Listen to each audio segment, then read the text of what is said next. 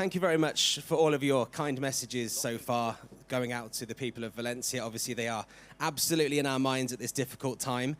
And I'd like to welcome our first three drivers to speak publicly this week. Nico Mueller from Andretti Formula E, Maximilian Gunther with DS Penske, and our defending Formula E world champion Tag Heuer Porsche's Pascal Wehrlein. And Pascal, we'll start with you. You've been champion for nearly 4 months now. How's it been? How are you feeling? How's the attention been? Yeah, it has been quite busy, busier off-season than usual, I would say.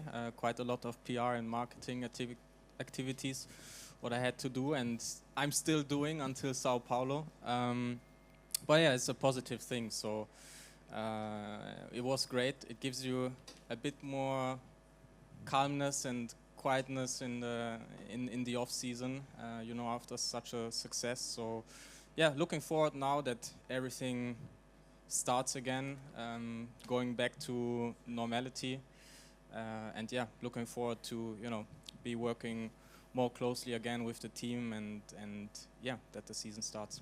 You have a target on your back now coming into this season. How does it change your mindset being the driver that everyone now wants to beat?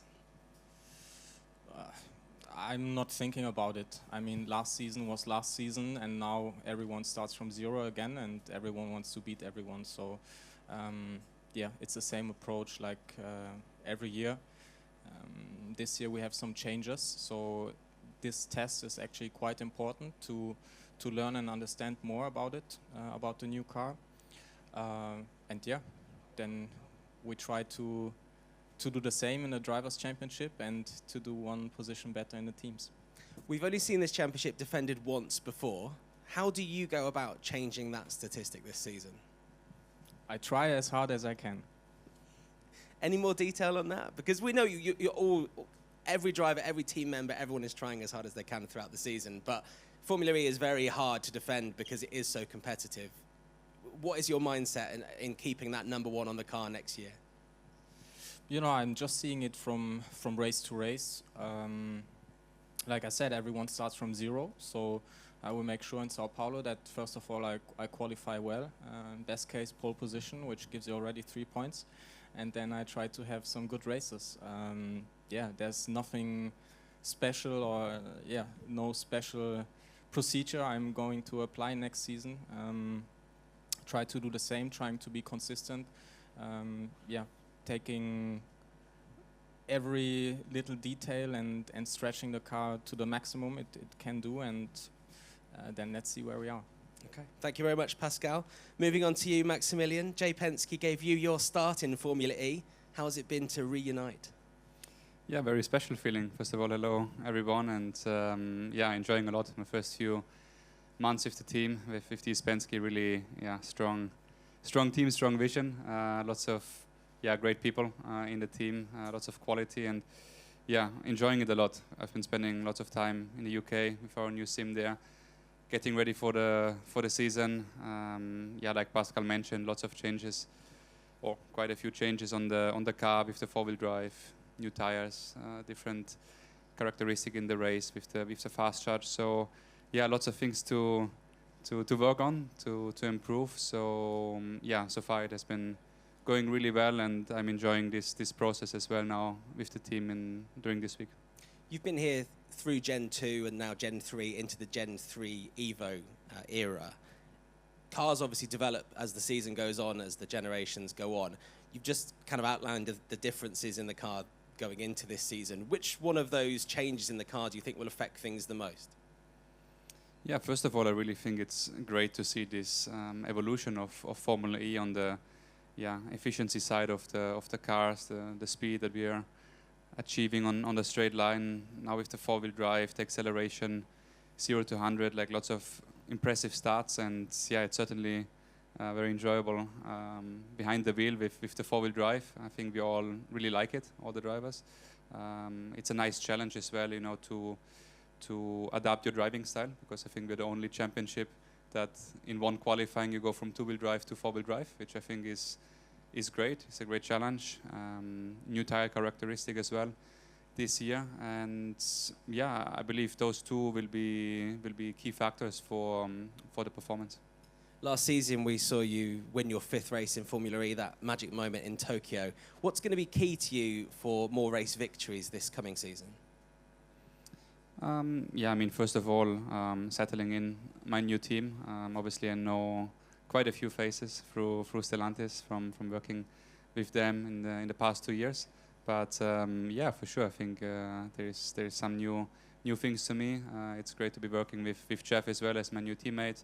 And I think, yeah, just the whole team in terms of how we approach it and how we execute. That's going to be, yeah, priority number one.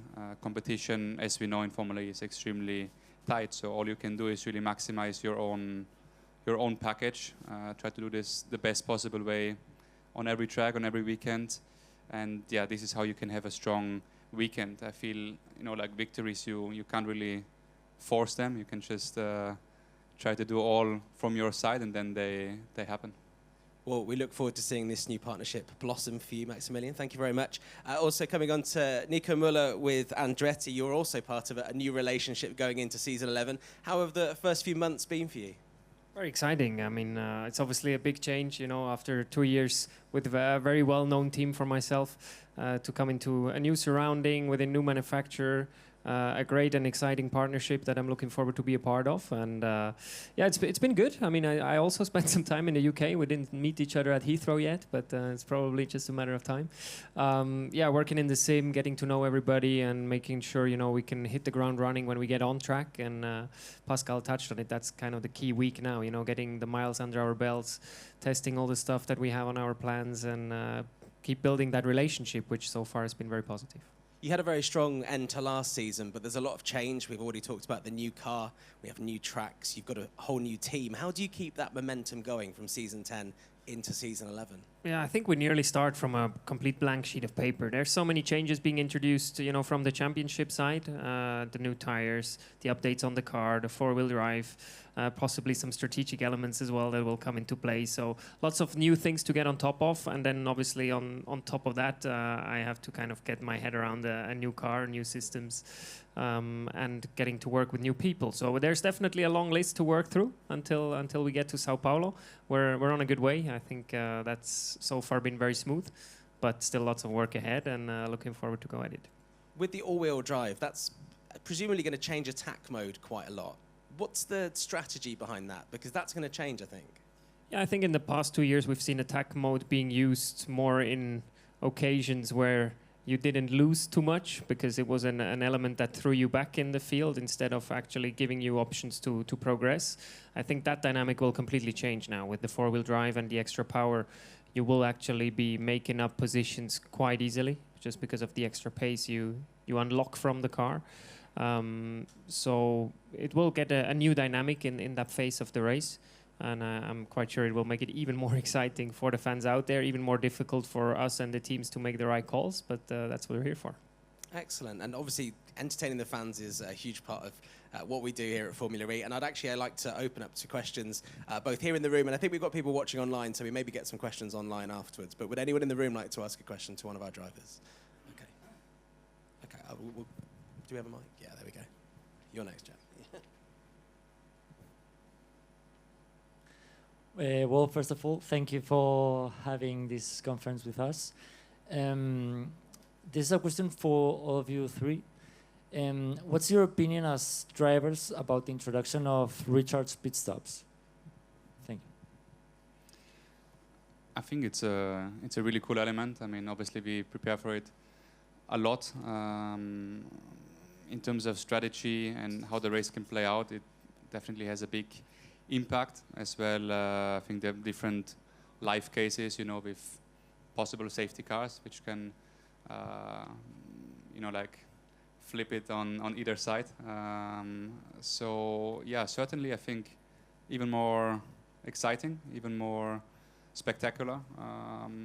For sure, from a driver's and team's perspective, more demanding than before, because you have more elements that you have to address. But I think racing and pit stops is something we all want to see, and it's definitely a cool element.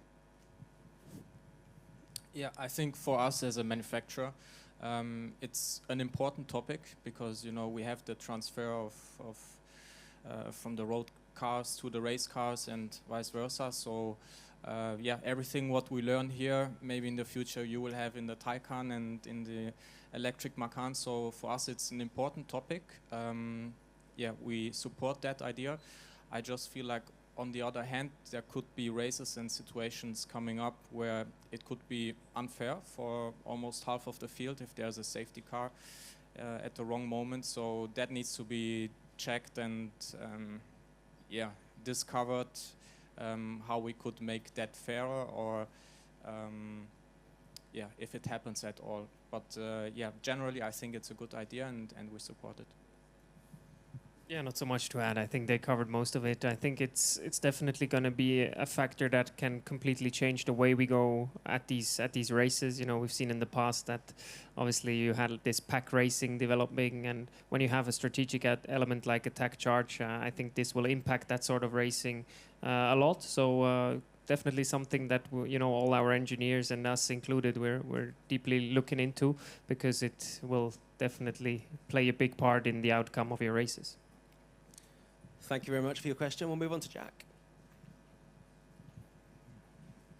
Got a question for you, Max. You've had 2 seasons where you've built so much momentum, and now you've decided to change teams. What was it about DS Penske that convinced you to make that switch?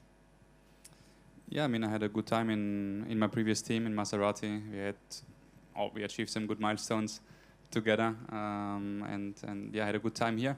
But yeah, for me, it's just a step forward in my career. It's really the vision I see in this team. I really feel, yeah, with this team, I can fight for a championship in the years to come. So yeah, that's what convinced me, and for me, the decision making was very, very clear and very simple. Thank you very much. Any more questions? Maybe time for one more if we got anyone. Oh, here you go. Yeah. Question to Pascal. Moritz Steidl, Servus, my name. Pascal, you drove in Formula One. How much of a gratification was it now to get this title in the single-seater? I know you're a DTM champion as well. How much of a gratification was it? And also, did you get a feedback or some messages from people that work in Formula One or worked in Formula One? Yeah, I got a lot of messages. I think we all get when we are doing well or winning races. The phone is yeah, is on fire, but yeah, on bad days I don't get so many messages. That's for sure. Yeah, it feels great. You know, I feel like let's say my F1 career was maybe not 100% fair. I still had a great time.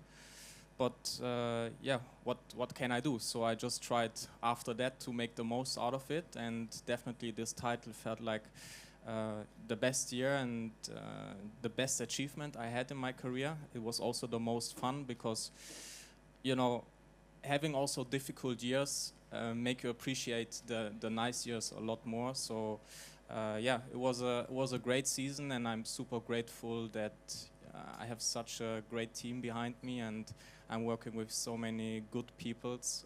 So yeah, I'm looking forward to the future. I really enjoy this moment because it's not for granted that you have a strong package and a strong car. So I just want to make the most out of it in the next couple of years and enjoy this.